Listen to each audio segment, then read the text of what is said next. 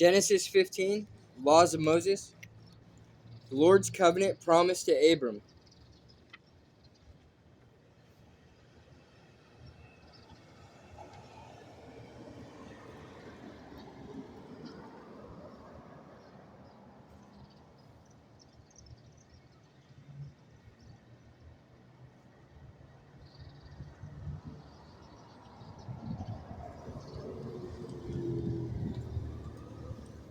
Sometime later, the Lord spoke to Abram in a vision and said to him, "Do not be afraid, Abram, for I will protect you, and your reward will be great."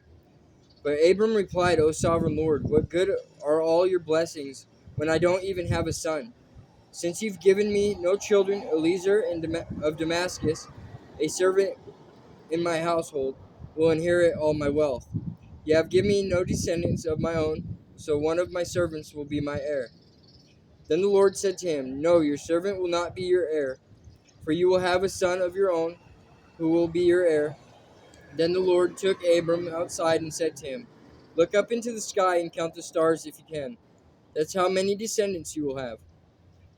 And Abram believed the Lord, and the Lord counted him as righteous because of his faith. Then the Lord told him, "I am the Lord who brought you out of Ur of the Chaldeans to give you this land as your possession." But Abram replied, "O sovereign Lord, how can I be sure that I will actually possess it?"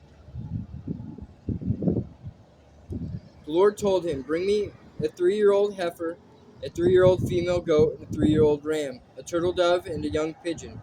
So Abram presented all these to him and killed them. Then he cut each animal down the middle and laid the halves side by side. He did not, however, cut the birds in half. Some vultures swooped down to eat the carcasses, but Abram chased them away.